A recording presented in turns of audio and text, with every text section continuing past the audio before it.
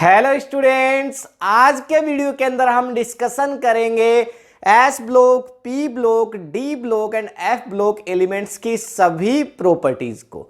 तो बहुत इंपॉर्टेंट होगा आज का वीडियो। तो हम पढ़ रहे थे हमारा chapter 5 periodic classification of elements, और जिसमें पिछले वीडियो के अंदर हमने डिस्कशन किया है कि what are the advantages of modern periodic table. अगर आपने अभी तक वो वीडियो नहीं देखा है, ऊपर आई बटन पे लिंक है, वहां से जाकर के आप उस वीडियो को देख सकते हैं। और अगर इस वीडियो को देखने से पहले आप, मेरा एक वीडियो है इलेक्ट्रॉनिक कॉन्फ़िगरेशन के लिए, जो इससे शायद 2 या 3 वीडियोस पहले अपलोड हुआ था, वो भी अगर आप देख लेंगे तो आपके लिए बहुत ज़्यादा बेनिफिशियल होगा, क्योंकि यहाँ आज जो मैं बताऊंगा उसमें इलेक्ट्रॉनिक कॉन्फ़िगरेशन का अपना एक बहुत इंपॉर्टेंट रोल है। तो देखिए, सबसे पहले तो मैं आपको कुछ बातें क्लियर कर देता हूं जो मैं आपको पहले ही बता चुका हूं। यहाँ पे जो ग्रुप, यहाँ पे 1 और ग्रुप 2, ये एस ब्लॉक के पार्ट है। यहाँ पे जैसा कि लिखा भी हुआ है, ये 1 और ये दूसरा सेकंड। उसके बाद देखिए यहाँ पे पी ब्लॉक यानी 13 to 18, तो यहाँ पे 13 to यानी ये 13 है, फिर ये 14, 15, 16, 17 और 18, ये सभी पी ब्लॉक के पार्ट है। मॉडर्न पीरियडिक टेबल की बात हो रही है। और उसके बाद D block it means 3 to 12, ये 3 है, यहां तक 2 हो गया, 3, 4, 5, 6, 7, 8, 9, 10, 11 और 12, ये यहां पे पार्ट है किसका, डी ब्लॉक का। और नीचे यहां पे होता है हमारे पास एफ ब्लॉक। मतलब मॉडर्न पीरियडिक टेबल को हमने कितने ब्लॉक्स में डिवाइड कर रखा है, 4 ब्लॉक्स में डिवाइड कर रखा है। There is a S block 1 and 2 group, second D, so P block, that is groups from 13 to 18, and after that D block, so group number 3 to 12, and after that F block, there are a separate block that contains lanthanoids and actinoids. So ये हमारे पास total 4 block हैं। अभी मैं इसको rough करूंगा और उसके बाद हम इससे आगे की बात करते हैं। अब इससे पहले कि मैं S block, P block, D block और एफ ब्लॉक इन सभी की प्रॉपर्टीज पे चलूं, उससे पहले मैं आपको थोड़ा सा इलेक्ट्रॉनिक कॉन्फ़िगरेशन लिखने का जो मेथड मैंने आपको उस वीडियो में बताया था, वो मैं दोबारा से एक बार रिपीट कर देता हूं, क्योंकि उसका बहुत इंपॉर्टेंट रोल है हमारे पास। तो देखिए, सबसे पहले यहां पे मैं लिख रहा हूं 1s, फिर मैं यहां पे क्या लिख रहा हूं 2s, 2p, उसके बाद मैं लिख रहा हूं 3s, फिर 3p, एंड उसके बाद हो जाएगा देखिए 3d। उसके बाद यहां पे लिख रहा हूं 4s, फिर 4p, फिर 4d, और उसके बाद हो जाएगा 4f। उसके बाद देखिए 5s, 5p, उसके बाद 5d, एंड उसके बाद हो जाएगा देखिए 5f। ये यहाँ पे क्यों मैंने राइट डाउन किया है, क्योंकि ये हमारे पास मेथड है जिससे हम इलेक्ट्रॉनिक कॉन्फ़िगरेशन को राइट डाउन कर सकते हैं। सबसे पहले इलेक्ट्रॉन s में भरे जाते हैं, उसके बाद देखिए 2s में, पहले 1s में, फिर 2s में, उसके बाद 2p, 3s, फिर यहाँ पे देखिए 3p, 4s, और फिर उसके बाद ये आपके पास, और नीचे जितने भी होंगे उसमें आ जाएगा। ठीक है, यहाँ पे आप चाहते तो आगे भी लिख सकते हैं, है ना। तो यहाँ पे आप 5s, 6x, 7s जितने चाहें आप यहाँ पे आगे लिख सकते हैं, लेकिन यहाँ पे अब f से आगे भाई 4 ही तो सब ऑर्बिट होते हैं आपके पास, S, P, D और F। मैंने आपको बताया था कि यहाँ पे आपके पास K सेल, फिर L, फिर M और फिर N, ठीक है ना। और इसमें सब ऑर्बिट क्या होते हैं, S, P, D और F। S में कितने इलेक्ट्रॉन आ सकते हैं, 2, P में मैक्सिमम कितने इलेक्ट्रॉन आ सकते हैं, 6, D में मैक्सिमम कितने इलेक्ट्रॉन आ सकते हैं, 10, और F में मैक्सिमम कितने इलेक्ट्रॉन आ सकते हैं, 14। ये सारी बातों के ऊपर हम पहले डिस्कशन कर चुके हैं, तो इनको बार बार रिपीट करना यहाँ पे बहुत ज़्यादा इंपॉर्टेंट नहीं है हमारे लिए। हम सीधा कंसेप्ट पे चलते हैं कि कंसेप्ट क्या है। तो देखिए, यहाँ पे ये जो SPDF है, इनके बेसिस पे ही आपकी मॉडर्न पीरियडिक टेबल को 4 ब्लॉक में बांटा है, S block, P block, D block और एफ ब्लॉक। अब फाइनली मैं स्टार्ट कर रहा हूँ प्रॉपर्टीज एस ब्लॉक के एलिमेंट्स की। एस ब्लॉक क्या है, एस ब्लॉक ग्रुप नंबर 1 और group number 2, modern periodic table का ग्रुप नंबर 1 और ग्रुप नंबर 2, उसमें जितने भी एलिमेंट्स हैं वो किस में आते हैं, वो एस ब्लॉक में आते हैं। ठीक है, वो यहाँ पे कौन से ब्लॉक में आते हैं, एस ब्लॉक के अंदर आते हैं, ये बात हम जानते हैं। ग्रुप नंबर फर्स्ट और ग्रुप नंबर सेकंड, ठीक है। तो इनकी क्या प्रॉपर्टीज होनी चाहिए आपके हिसाब से, तो सबसे पहली चीज तो इनका इलेक्ट्रॉनिक कॉन्फ़िगरेशन क्या होगा, NS1 या फिर होगा NS2। ये क्या बात हुई सर, देखते हैं। सबसे पहले हाइड्रोजन आपको नजर आ रहा होगा, हाइड्रोजन है वो एस ब्लॉक में है और एस के भी फर्स्ट ग्रुप के अंदर है, भाई एस में 2 ग्रुप है, जिसमें फर्स्ट ग्रुप में ऊपर ही ऊपर हाइड्रोजन आता है हमारे पास। तो यहां पे मैं लिखूं हाइड्रोजन का एटॉमिक नंबर कितना होता है, 1 होता है। तो इसका इलेक्ट्रॉनिक कॉन्फ़िगरेशन लिखना हो तो मैं क्या लिखूंगा, सबसे पहले इलेक्ट्रॉन 1s में भरा जाता है, तो मैं लिखूंगा 1s1। ठीक है, तो देखो NS1 आ गया, N मतलब 1 2 3 4 यहां हो सकता है, ठीक है ना। तो NS1 आ गया, बिल्कुल बात समझ में आ रही होगी। जैसे सोडियम के लिए ले लो, भाई सोडियम का एटॉमिक नंबर कितना होता है, सोडियम का एटॉमिक नंबर होता है 11, सिंपल। इसको कैसे लिखा जाएगा देखिए, तो सबसे पहले 1s, तो s में कितने भरे जा सकते हैं, 2, तो 1s2 लिखूंगा। भाई तो इसमें तो हमारे पास था ही एक, तो हम 2 कहां से लिख देते हैं, पर यहां पे 2 लिख सकते हैं। फिर देखो 2s, उसके बाद देखो यहां से फिर स्टार्ट करेंगे, फिर इसके पीछे से स्टार्ट करेंगे, फिर इसके पीछे से स्टार्ट करेंगे, फिर इसके पीछे, तो मतलब फिर 2s। तो देखो 2 और फिर s में कितने भरे जाते हैं, 2 भरे जाते हैं, कोमा। फिर देखो p में कितने भरे जाते हैं, अब यहां पे आगे कुछ नहीं है, p आ गया फिर से, तो 2p और p में 6 भरे जा सकते हैं, मैंने अभी अभी आपको बताया है, कोमा। उसके बाद देखो 3s, तो 3s2, s में फिर से कितने भरे जा सकते हैं, 2।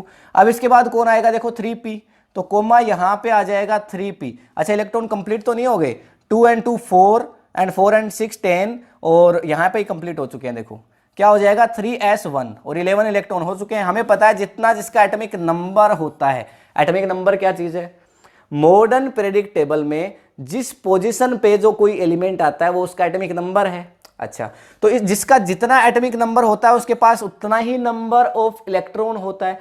11 एटॉमिक नंबर है, इसके पास इलेक्ट्रॉन भी कितने हैं, 11 ही है। ठीक है, ये बात तो क्लियर है, बिल्कुल शॉर्ट स्ट्रेट है। तो देखो लास्ट में यहां पे क्या आ रहा है, 3s1, मतलब NS1 आ रहा है, NS1, तो या तो NS2 आएगा या NS1 आएगा। एस ब्लॉक के सभी एलिमेंट्स के ऊपर ये बात अप्लाई होगी। कितनी अच्छी प्रॉपर्टी होगी, मतलब एस ब्लॉक में कोई भी एलिमेंट है तो उसका इलेक्ट्रॉनिक कॉन्फ़िगरेशन जब लिखेंगे तो उसका लास्ट इलेक्ट्रॉन एस के सेल में एंटर करेगा, या तो NS1 यानी 1s1 2s1 3s1 4s1 5s1 कुछ भी हो सकता है, ठीक है ना। तो NS1 या NS2, मतलब उसके आउटर मोस्ट सेल में 1 होगा, 1 होगा तो वो फर्स्ट ग्रुप से होगा मॉडर्न पीरियोडिक टेबल के, और 2 होगा तो वो मॉडर्न पीरियोडिक टेबल के सेकंड ग्रुप से होगा। बात क्लियर। अब यहां एक्चुअल प्रॉपर्टीज की बात कर लेते हैं। तो एस ब्लॉक में जितने भी सारे एलिमेंट होते हैं वो सारे के सारे मेटल्स होते हैं। जिग जैग लाइन से इधर सारे मेटल्स और उधर फिर नॉन मेटल्स और बीच में मेटलॉइड्स, पिछले वीडियो में बात कर चुका हूं। एस ब्लॉक में जो एलिमेंट्स हैं वो सारे सॉफ्ट मेटल्स होते हैं। सोडियम पोटेशियम, चाकू उठाओ, चाकू से भी काट सकते हो, इतने सॉफ्ट होते हैं। सोडियम पोटेशियम आपने सुना होगा, तुरंत आग पकड़ लेते हैं। इनकी आयोनाइजेशन एनर्जीज बहुत ज्यादा लो होती है। And what is the means of ionisation energy, the energy required to separate some electrons from a atom of that particular element. कोई एक एलिमेंट है, उसके एक एटम से आपको कुछ इलेक्ट्रॉन को अलग करना है, एक को अलग करना है, 2 को। उस इलेक्ट्रॉन को अलग करने के लिए जितनी एंथैल्पी चाहिए, उस एंथैल्पी मतलब एनर्जी चाहिए, उसी को आयोनाइजेशन एंथैल्पी कहते हैं। तो मतलब सोडियम के एक एटम से अगर इलेक्ट्रॉन अलग करना है, अच्छा मेटल्स की क्या टेंडेंसी होती है, they wants to lose electron, वो इलेक्ट्रॉन को लूज करना चाह रहे हैं पहले से ही। तो ये इनकी आयोनाइज, भाई एक तो किसी को आपको तोड़ के लेके आना हो, भाई एक आदमी तेरा हमें दे दे तो जबरदस्ती लेके आना पड़ेगा, एनर्जी ज्यादा लगानी पड़ेगी, और एक अगला कोई पहले से कराओ, भाई ले जाओ इसको। तो ये मेटल्स तो ऐसे होते हैं, इलेक्ट्रॉन्स को पहले से देने को रेडी बैठे हैं, तो इनके पास इलेक्ट्रॉन को लेके आना बहुत आसान है। तो इनकी आयोनाइजेशन एंथैल्पी बहुत लो होती है, ये बहुत ज्यादा रिएक्टिव होते हैं, and they forms ionic compound. ये आयोनिक कंपाउंड्स को फॉर्म करते हैं। इट मीन्स जैसे कि NaCl कैसा कंपाउंड है, जब मेटल और नॉन मेटल के बीच बॉन्ड बनता है, कौन सा बॉन्ड बनता है, आयोनिक बॉन्ड बनता है, तो वो जो कंपाउंड बनेगा वो कौन सा कंपाउंड होगा, आयोनिक कंपाउंड होगा। कहने का मीन्स क्या हुआ कि रिएक्टिव तो है ही, भाई सोडियम को हवा में खुला छोड़ दो आग पकड़ लेगा, पोटेशियम को खुला छोड़ दो, आपने क्वेश्चन पढ़ा होगा ना, सोडियम एंड पोटेशियम को कैरोसिन ऑयल के अंदर इमर्स करके रखा जाता है। तो क्यों रखते हैं, क्योंकि ये बहुत ज्यादा रिएक्टिव होते हैं। और फिर लास्ट हम कह सकते हैं they are good reducing agent. Reducing agent का मीन्स क्या है, what is the means of reducing agent, जो किसी दूसरे को रिड्यूस होने में हेल्प करे। बेसिकली ये क्या करते हैं, इलेक्ट्रॉन्स को डोनेट कर देते हैं, तो सिंपली इनका खुद का तो ऑक्सीडेशन हो जाता है, लेकिन जिसको ये इलेक्ट्रॉन दे रहे हैं उसने तो इलेक्ट्रॉन को एक्सेप्ट किया ना, तो इसका मतलब उसको रिड्यूस करने में हेल्प किया, उसका रिडक्शन कर दिया इन्होंने, तो इसलिए ये अच्छे रिड्यूसिंग एजेंट माने जाते हैं। अब इसके बाद बात करते हैं पी ब्लॉक के एलिमेंट्स की। तो देखो यहां पे पी ब्लॉक की बात अब हम करेंगे, पी ब्लॉक। एंड क्या खास बात है पी ब्लॉक एलिमेंट्स की, सबसे पहले तो इनका इलेक्ट्रॉन कॉन्फ़िगरेशन होगा NS2 एंड NP126, मतलब P ब्लॉक है, नाम ही P ब्लॉक है। क्यों पढ़ा P ब्लॉक? P को 6 ग्रुप में डिवाइड किया गया है। कहां से कहां तक? 13 से लेकर के 18, 13, 14, 15, 16, 17 और 18। P ब्लॉक कहां से कहां तक है भाई? 13वें ग्रुप से लेकर के और 18वें ग्रुप तक। ये आपका कौन सा ब्लॉक होता है? P ब्लॉक होता है। तो 6 टोटल इसके अंदर क्या है? ग्रुप है। तो इसका इलेक्ट्रॉन कॉन्फ़िगरेशन 1 से लेकर के कहां तक होगा? देखो 6 तक होगा। एग्जाम्पल के लिए ले लेता हूं, जैसे कार्बन है हमारे पास, तो कार्बन का एटॉमिक नंबर कितना होता है? कार्बन का एटॉमिक नंबर 6 होता है, हम जानते हैं। इसको लिखते हैं, देखिए 1s, सबसे पहले 1s2, s में कितने भर सकते हैं? 2 भर सकते हैं। 2 तो आ गए, 4 और बच गए, फिर 2s में भरा जाएगा तो 2s2 कोमा। अब इसके बाद देखो ये 2 आ गया और 2 आ गया, 4 हो गए आपके पास। अब 2 और बचे हैं, किस में भरूं? P में जाएगा तो 2p6। मैंने क्या कहा? NS2, NS2 हो गया। अब इसके बाद आएगा NP और 1 से लेके 6 तक हो सकता है, 2p6 हो गया। सिंपल। और मजे की बात बता देता हूं, कार्बन कौन से ग्रुप से बिलोंग करता है ये जानना हो तो देखो यहां पे क्या आ रहा है, यहां पे 2p कितना आएगा? 2 आएगा आपके पास, 2p2, ठीक है ना, क्योंकि 2 ही बचे हैं हमारे पास, 6 में से 2 और 2 और 2, 6 हो गए हमारे पास। तो देखो 2 है, इसका मतलब ये 14वें आप ग्रुप के अंदर मिलेगा। 14 ग्रुप को कार्बन फैमिली कहा जाता है, हम जानते हैं ये बात। तो इसका मतलब क्योंकि यहां पे देखो P जो ग्रुप है वो कहां से स्टार्ट हुआ? 13 से स्टार्ट हुआ। तो अगर लास्ट सेल में एक इलेक्ट्रॉन होता तो ये कौन से आ जाता? 13 से। अब 2 है तो 14 से, 3 होते इसमें, तो इलेक्ट्रॉन कॉन्फ़िगरेशन लिखना बहुत आसान हो गया ना इस फॉर्मूले से हमारे लिए। इसीलिए कह रहा हूं इलेक्ट्रॉनिक कॉन्फ़िगरेशन का जो वीडियो है ना उसको जाकर के देख लो, क्योंकि ऊपर आई बटन पे लिंक है, बहुत हेल्प करेगा आपकी इन प्रॉपर्टीज को समझने में। तो सबसे पहली प्रॉपर्टी तो P ब्लॉक के एलिमेंट्स का इलेक्ट्रॉन कॉन्फ़िगरेशन लास्ट में कुछ ऐसा दिखेगा, NS2 और NP में 1 से लेकर के और 6 तक। और P ब्लॉक के जितने भी एलिमेंट्स हैं ये बात सभी पे अप्लाई होगी, लेकिन एक पे अप्लाई नहीं होगी। किस पे? There is a exceptional case, that is helium. यहां पे एक एक्सेप्शनल केस है, अपवाद है, और वो कौन है? हीलियम है। क्योंकि हीलियम का एटॉमिक नंबर कितना होता है? 2 होता है। इसका इलेक्ट्रॉन कॉन्फ़िगरेशन लिख के बताओ जरा, क्या होगा? सबसे पहले 1s, और 1s में कितने आ सकते हैं? 2।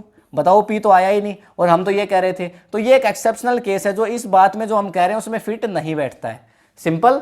तो हीलियम है वो एक्सेप्शनल केस है, और बाकी सभी एलिमेंट्स पे ये पॉइंट है वो अप्लाई होता है। तो अब प्रॉपर्टीज की बात करते हैं। सबसे पहले जो P ब्लॉक के एलिमेंट्स हैं, जो P ब्लॉक के एलिमेंट्स हैं वो वेरिएबल ऑक्सीडेशन का नेचर शो करते हैं। वेरिएबल मींस जो मतलब फिक्स नहीं है, जो चेंज हो सकता है, 1 भी हो सकता है, 2 भी, 3 भी। अभी के लिए आप इतना समझो कि वेरिएबल ऑक्सीडेशन स्टेट को शो करते हैं।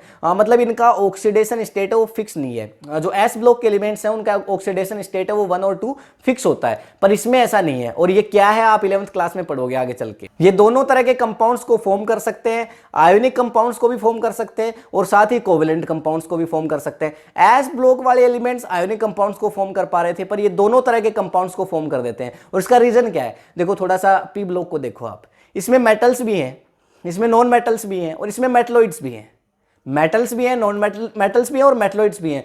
एस ब्लॉक में तो केवल मेटल्स थे। ज्यादातर मेटल्स जो इसके अंदर है, यानी ज्यादातर एलिमेंट्स जो इसके अंदर हैं वो एसिडिक ऑक्साइड को फॉर्म करते हैं। आपको पता है जितने भी आपके पास मेटलिक ऑक्साइड है नेचर में कैसे होते हैं, मतलब मेटल से ऑक्सीजन जुड़ जाए तो क्या बनता है? Metallic oxide. बेसिक होते हैं नेचर में। और नॉन मेटलिक ऑक्साइड क्या होते हैं? एसिडिक होते हैं। और अब P ब्लॉक में सबसे ज्यादा क्या है बताओ? मेटल है कि नॉन मेटल? Non metal. तो जो ये ऑक्साइड बनाएंगे, नॉन मेटलिक ऑक्साइड बनाएंगे, नॉन मेटलिक डाइऑक्साइड, जैसे कार्बन डाइऑक्साइड, सल्फर डाइऑक्साइड, ये सब बनाएंगे, तो ये नेचर में कैसे होंगे? एसिडिक होंगे। तो सिंपल सी बात है, ये इसकी प्रॉपर्टीज है। अब इसके बाद डी ब्लॉक के एलिमेंट्स की थोड़ी बात करते हैं कि इनकी जो प्रॉपर्टीज है वो क्या होगी। भाई एस ब्लॉक हो गया, P ब्लॉक हो गया, डी ब्लॉक आता है। तो डी ब्लॉक के लिए एक एग्जाम्पल लेते हैं। सबसे पहले देखिए यहाँ पे किस ब्लॉक की बात हो रही है? हम यहाँ पे डी ब्लॉक की बात कर रहे हैं। डी ब्लॉक की बात कर रहे हैं। डी ब्लॉक में एक एग्जाम्पल लेते हैं, आयरन। आयरन किस में आता है? डी ब्लॉक में। भाई डी ब्लॉक कहां से कहां तक है? ग्रुप नंबर 3 से लेकर के और ग्रुप नंबर 12 तक। देखो 12 ग्रुप है इसमें, यानी 10 ग्रुप है, सॉरी, 3 से लेकर के 12 तक। कितने ग्रुप हो गए? 3, 4, 5, 6, 7, 8, 9, 10, 11, 12, 10 हो गए। तो ये जो 10 ग्रुप्स हैं, क्योंकि डी के अंदर मैक्सिमम इलेक्ट्रॉन कितने आ सकते हैं? 10 आ सकते हैं, इसीलिए 10 ग्रुप है इसमें। अच्छा, इसका एक एग्जाम्पल ले रहा हूं, जिंक। जिंक का एटॉमिक नंबर 30 होता है, हमें पता है। इसका इलेक्ट्रॉनिक कॉन्फ़िगरेशन लिखते हैं। देखो क्या इलेक्ट्रॉनिक कॉन्फ़िगरेशन होगा इसका। सबसे पहले क्या आएगा? 1s, तो यहां पे मैंने लिख दिया 1s2, s में 2 भरे जा सकते हैं। फिर 2s आएगा, तो मैंने लिख दिया 2s2 कोमा। फिर P आएगा तो मैंने लिख दिया 2p6 कोमा, फिर 3s आएगा तो मैंने लिख दिया 3s2 कोमा, उसके बाद देखो 3p तो यहाँ पे मैंने लिख दिया 3p6 कोमा, उसके बाद 4s आएगा तो यहाँ पे मैंने लिख दिया 4s2। अच्छा देखो ये कंप्लीट हो गया क्या, तो 2 and 2 4 and 6 10 and 2 12, 12 and 6 यहाँ पे कितना हो जाएगा हमारे पास 18 और 18 और 2 20, अभी तो 20 इलेक्ट्रॉन भरे गए हैं, हमारे पास 30 हैं। तो देखो यहाँ पे 4s तक पहुंच गए थे, अब 3d से स्टार्ट करेंगे तो देखो 3d10 आ जाएगा, 3d10 आ जाएगा, बिल्कुल आ जाएगा, 3d10 आ जाएगा। देखो यहाँ पे आपके पास भाई कितने हो चुके थे, 2 और 2 4, 4 6 10, 10 और 2 12 और 12 और 6 18 और 2 20 और 20 और 10 30, हो गया पूरा 30, हो गया पूरा 30। तो इसका इलेक्ट्रॉनिक कॉन्फ़िगरेशन कैसे लिख सकते हो आप, देखो इसको आप लिखोगे NS2, इसको आप लिखोगे NS2, यहाँ पे नीचे लिख देता हूँ थोड़ा, इसको लिख सकते हो NS2, N मतलब 1 2 3 4 कितना भी हो सकता है कोमा, और फिर आ जाएगा 3 और D और 1 से लेकर के 10 तक कितना भी हो सकता है। ये इसका इलेक्ट्रॉनिक कॉन्फ़िगरेशन होगा किसके लिए, जिंक के लिए। मतलब जिंक के लिए क्या, डी ब्लॉक के जितने भी एलिमेंट्स हैं उन सभी पे ये बात अप्लाई होगी। डी ब्लॉक में आ रहा है इसका मतलब इसका लास्ट इलेक्ट्रॉन डी के अंदर इंटर कर रहा है, अगर ऐसा नहीं होता तो डी ब्लॉक में आता ही नहीं। और फिर से सेम बात, अब देखो D10 है तो क्या यहां से आप बता सकते हो कौन से ग्रुप से ये मॉडर्न पीरियोडिक टेबल के। अब देखो ग्रुप कहां से शुरू होता है और कहां पे एंड होता है, तीसरे ग्रुप से स्टार्ट होता है डी ब्लॉक और 12वें पे एंड होता है। अच्छा डी में लास्ट 10 और 10 ही आ सकते हैं, मतलब 12 से है। आप देख सकते हो पीरियोडिक टेबल में जिंक है वो 12 ग्रुप से आता है, और अगर यहां पे इसमें 1 इलेक्ट्रॉन होता, 1 ही होता तो फिर क्या होता, ये 3 के अंदर होता, तीसरे ग्रुप में होता, और अगर इसमें 2 होते तो फिर ये 4th ग्रुप में होता, इसमें यहां पे 3 होते तो फिर ये 5th ग्रुप में होता। समझ पा रहे हो किस तरह से आसानी से ग्रुप नंबर बता सकते हो। आपको बस एटॉमिक नंबर पता था, जिंक का हमें क्या पता था, हमें सिर्फ इसका एटॉमिक नंबर पता था 30। हमें इलेक्ट्रॉन कॉन्फ़िगरेशन लिखना आता था, हमने क्या किया, इलेक्ट्रॉन कॉन्फ़िगरेशन लिखा। तो हमने ये भी बता दिया कि कौन से ब्लॉक से है, डी ब्लॉक से है सर, क्योंकि लास्ट डी ब्लॉक में जा रहा है। और हमने ये भी बता दिया कौन से ग्रुप से है, हमने बता दिया देखो लास्ट में इसके लिए ये 12 ग्रुप से बिलोंग करता है। तो क्या प्रॉपर्टीज होंगी डी ब्लॉक के एलिमेंट्स की, पहली बात तो ये ट्रांजिशन एलिमेंट्स हैं। ट्रांजिशन कैसे, एस ब्लॉक से जाते हैं पी ब्लॉक की तरफ, ये बीच में आते हैं, जो बीच में आता है उसको ट्रांजिशन कहा जाता है। तो सिंपली ये एलिमेंट्स बीच में आ रहे हैं तो ट्रांजिशन एलिमेंट्स हैं। अब इसमें लगभग सारे के सारे क्या है, इसमें मेटल्स हैं, क्योंकि आप देख ही पा रहे हैं भाई एस ब्लॉक में सारे मेटल्स हैं, फिर इसमें भी मेटल्स हैं, और फिर आके जब पी ब्लॉक में आते हैं ना तो वहां पे मेटलॉइड्स होते हैं, जिगजैग लाइन वहां पे आपकी आती है। तो सिंपली इनके जो मेल्टिंग पॉइंट्स हैं वो बहुत ज्यादा हाई होते हैं। और इसका रीजन क्या है, जैसे आयरन है, जिंक है, निकल है, कोबाल्ट है, ये लगभग सारे कैसे मेटल्स हैं, ये रूम टेम्परेचर पे स्टेबल है। लोहा है आराम से रूम में रखे, कोई दिक्कत नहीं है, रूम टेम्परेचर पे कोई दिक्कत नहीं आएगी। तो इसमें ज्यादातर ऐसे मेटल्स हैं जो स्टेबल है, और जो स्टेबल है, वो लोहे को अगर आपको मेल्ट करना हो, मेल्टिंग पॉइंट क्या है, लोहे को अगर मेल्ट करना है, पिघलाना है, लिक्विड स्टेट में लेकर के आना है, तो उस टाइम आपको बहुत ज्यादा हीट डालनी पड़ेगी उसमें। तो इनके जो मेल्टिंग पॉइंट्स है ना वो हाई होते हैं। ये भी वेरिएबल ऑक्साइड स्टेट को शो करते हैं। वेरिएबल ऑक्साइड स्टेट क्या है, 11th क्लास का कंसेप्ट है, अभी उसके बारे में बात नहीं करेंगे। ये भी आयोनिक और कोवेलेंट दोनों तरह के कंपाउंड्स को फॉर्म कर सकते हैं। एस ब्लॉक में केवल आयोनिक कंपाउंड था, पी के अंदर भी दोनों हैं, आयोनिक और कोवेलेंट। और जो आपके पास डी ब्लॉक है इसके एलिमेंट्स की प्रॉपर्टी है कि ये दोनों तरह के कंपाउंड्स को, आयोनिक भी और कोवेलेंट भी, दोनों तरह के कंपाउंड्स को फॉर्म कर सकते हैं। साथ में ये पैरामैग्नेटिज्म नेचर को शो करते हैं। पैरामैग्नेटिज्म क्या है सर, आपने पढ़ा होगा, मैग्नेट की तरफ जो अट्रैक्ट होते हैं, आयरन, निकल, कोबाल्ट, आपको पता होगा वो भी डी ब्लॉक से हैं। तो ये एक तरह से आप कह सकते हैं कि मैग्नेट की तरफ अट्रैक्टिव है लगभग, मतलब मैग्नेट के जैसा थोड़ा सा बिहेवियर है, वो शो करने का इनका नेचर होता है। और इनमें से जो ज्यादातर एलिमेंट्स हैं उनका कैटालिस्ट वाला नेचर भी होता है, मतलब कैटालिस्ट बिहेवियर को शो करते हैं। कैटालिस्ट क्या होता है, एक रिएक्शन हो रही है, उसमें आप क्या करो सिंपली कि एक कोई सब्सटेंस डाल दो, वो सब्सटेंस खुद तो अनचेंज रहेगा पर रिएक्शन की स्पीड को या तो कम कर देगा या बढ़ा देगा, मतलब रिएक्शन की स्पीड को अफेक्ट कर देगा। ऐसे जो आपके पास सब्सटेंस होते हैं उनको कैटालिस्ट कहा जाता है। तो सिंपल सी बात है, मैंने आपको क्या बताया, सारी प्रॉपर्टीज इनकी आपको बता दी, डी ब्लॉक के एलिमेंट्स हैं उनकी क्या क्या प्रॉपर्टीज होती हैं। अब फाइनली एफ ब्लॉक पे चलते हैं।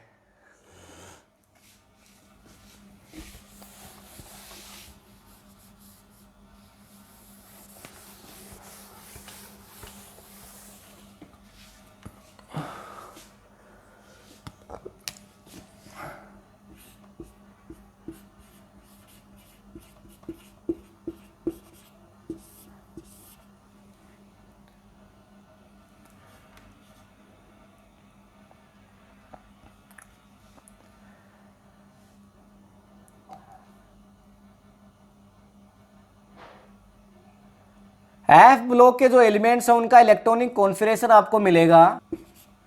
थोड़ा सा आपको देखने के अंदर ये कॉम्प्लेक्स लग रहा होगा। देखो एन यहाँ पे 2 n माइनस 2 इसकी वैल्यू, और एफ में 1 से लेकर के 14 तक एलिमेंट होगा। n माइनस 1 क्या होगा, d 0 से लेकर के 1 और n s2। तो सिंपली यहाँ पे भाई एफ ब्लॉक के अंदर कौन से एलिमेंट्स आते हैं, जो मॉडर्न प्रेडिक्ट टेबल है उसमें लास्ट में आपको पता है लेंथेनॉइड्स और एक्टिनॉइड्स है। 14 एलिमेंट है। टोटल कितने एलिमेंट है एफ ब्लॉक में, 14 और प्लस 14। ये टोटल यहाँ पे कितने 28 एलिमेंट्स आपके पास एफ ब्लॉक में है। सिंपली जो कहाँ से निकाले गए हैं ये हम पढ़ चुके हैं। वैसे ग्रुप थर्ड, जो ग्रुप थर्ड है उसमें से निकाले गए हैं। कौन से पीरियड से, 6th एंड 7th पीरियड से, 6th और 7th पीरियड से उनको निकाला गया है। इस इलेक्ट्रॉन कॉन्फिगरेशन को अभी के लिए आप बिल्कुल एक एज ए बस सिंपल एक प्रॉपर्टी याद रख लीजिए। इसके बारे में आप 11th क्लास में बहुत डिटेल में स्टडी करेंगे। है कुछ नहीं, इनका एफ ब्लॉक के जो एलिमेंट्स है ना, इनका एटॉमिक नंबर बहुत ज़्यादा हाई होता है। सिंपली आप चाहे तो एटॉमिक नंबर लिख के देख सकते हैं। जैसे कि अगर यहाँ पे मैं बात करूँ तो नॉर्मली 60 जो एटॉमिक नंबर है वो कहाँ पे आएगा, 60 एटॉमिक नंबर एफ ब्लॉक में आएगा डेफिनेटली। भाई एफ ब्लॉक में कितने इलेक्ट्रॉन आ सकते हैं आपके पास, टोटल यहाँ से 1 से लेकर के 14 इलेक्ट्रॉन्स तक हो सकते हैं। जैसा कि यहाँ पे देखो लिखा भी हुआ है 1 से 14। तो एफ ब्लॉक के अंदर एलिमेंट्स हैं वो सिंपली कितने होने चाहिए भाई, 14 और 14 ही लेंथेनाइड्स हैं और 14 ही एक्टिनाइड्स हैं। तो इनकी प्रॉपर्टीज के बारे में थोड़ा डिटेल में बात करते हैं। तो ये भी वेरिएबल ऑक्सीडेशन स्टेट को शो करते हैं, मतलब जिनका ऑक्सीडेशन स्टेट 1 से ज्यादा होता है। डिटेल में बात कब करोगे, ये 11th क्लास का कंसेप्ट है आपका। दूसरा, इनके भी जो मेल्टिंग पॉइंट्स हैं वो बहुत ज्यादा हाई होते हैं। कहां से निकाला गया है इनको, थर्ड ग्रुप से। थर्ड ग्रुप से निकाला गया है। कौन से पीरियड से, 6th पीरियड से लेंथेनाइड्स आते हैं और 7th पीरियड से एक्टिनाइड्स आते हैं। अब है तो ये भी ट्रांजिशन मेटल्स ही ना, तो इनका भी बॉइलिंग पॉइंट कैसा होगा, हाई होगा, डेफिनेट सी बात है। इनकी डेंसिटीज हैं वो बहुत ज्यादा हाई होती है। डेंसिटी का मतलब क्या है, ये मेरे पास रूम है, सिंपली इस रूम में मैं एक तो कॉटन भर दूं या फिर इस रूम में मैं गेहूं भर दूं, वेट किसका ज्यादा होगा, गेहूं का ज्यादा होगा। इट मीन्स जो गेहूं के पार्टिकल्स हैं they are more dense as compare to cotton. भाई कॉटन के पार्टिकल से बहुत ज्यादा डेंस हैं गेहूं के पार्टिकल्स। सिंपली तो ये क्या होगी, डेंसिटी। इनकी डेंसिटी बहुत हाई होती है, मतलब थोड़े से मेटल को उठाओगे तो उसमें काफी सारा वेट आपको देखने को मिलेगा। और साथ ही जो ये मेटल्स है इसके अंदर जो लेंथेनॉइड्स होते हैं, एफ ब्लॉक में दो ही चीजें हैं भाई, 14 तो आपके पास लेंथेनाइड्स हैं और 14 ही आपके पास क्या है, एक्टिनाइड्स हैं। तो जो लेंथेनाइड्स हैं उनका नेचर थोड़ा सा रेडियो एक्टिव होता है। What are the radioactive metals?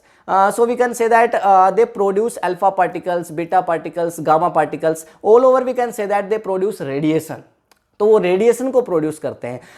तो रेडिएशन आपने सुना होगा, एटॉमिक बॉम्ब डाल दो। अभी रशिया और यूक्रेन के बीच कुछ चल रहा है, सिंपली आपको पता है, वार चल रहा है उनके बीच। तो अब कह रहे हैं कि एटॉमिक बॉम्ब को यूज करेंगे तो बहुत रेडिएशन फैलेगा और ये सब चीजें होंगी। खैर वो एक अलग कंसेप्ट है, पर मैं यहाँ पे बता रहा हूँ कि जो एटॉमिक बॉम्ब है उसके अंदर भी यहाँ पे कुछ लेंथेनॉइड्स के अंदर जो एलिमेंट्स हैं उनका यूज किया जाता है, तो इसलिए वहाँ पे रेडिएशन है वो फैलता है। तो इसमें कई सारे ऐसे एलिमेंट्स हैं जो रेडिएशन फैलाने का काम करते हैं, मतलब हार्मफुल हैं, आप कह सकते हैं ऐसा। और इन द केस हमेशा जो रेडियो एक्टिव एलिमेंट्स हैं वो हार्मफुल नहीं होते। इनके अंदर एनर्जी भी बहुत ज़्यादा होती है। सिंपली न्यूक्लियर रिएक्टर वगैरह के अंदर ऐसे एलिमेंट्स हैं वो बहुत यूजफुल होते हैं। तो ये कुछ सारी एफ ब्लॉक के एलिमेंट्स की प्रॉपर्टीज थी। तो हमने चारों जो ब्लॉक थे, S block, P block, D block और एफ ब्लॉक, सभी की जो प्रॉपर्टीज हैं उनको हमने डिटेल में डिस्कशन कर लिया है। नेक्स्ट वीडियो के अंदर हम पीरियडिसिटी के बारे में बात करेंगे कि भाई मॉडर्न पीरियडिक टेबल में जब आप राइट टू लेफ्ट चलते हैं, लेफ्ट टू राइट चलते हैं, टॉप टू बॉटम आते हैं, बॉटम टू टॉप जाते हैं, तो बेसिकली जो प्रॉपर्टीज है जैसे electron gain enthalpy, electron lose enthalpy, यहाँ पे एटॉमिक रेडियस, एटॉमिक साइज, ये ऐसी जो metallic characteristic, non metallic characteristic, ऐसे जो यहाँ पे डिफरेंट प्रॉपर्टीज हैं ये किस तरह से चेंज होती हैं, इनका ऑर्डर क्या होता है, ये पीरियडिसिटी है। तो इसको हम नेक्स्ट वीडियो के अंदर डिस्कशन करेंगे। अगर आज का वीडियो आपको इन्फॉर्मेटिव लगा है तो इस वीडियो को लाइक करिए, शेयर करिए अपने फ्रेंड्स के साथ। अगर आपने अभी तक इस चैनल को सब्सक्राइब नहीं किया है तो कर लीजिए, बेल आइकन को जरूर प्रेस करिए ताकि सारे नोटिफिकेशंस आपको मिलते रहे। एग्जाम का टाइम चल रहा है, इस वीडियो को शेयर जरूर करिए। हो सकता है किसी एक बच्चे के पास ये वीडियो पहुंचे और उसको इन्फॉर्मेशन मिले और एग्जाम में उसका हो सकता है कोई क्वेश्चन है वो ठीक हो जाए आपकी वजह से। तो मिलते हैं नेक्स्ट वीडियो में, तब तक के लिए thank you, have a nice day.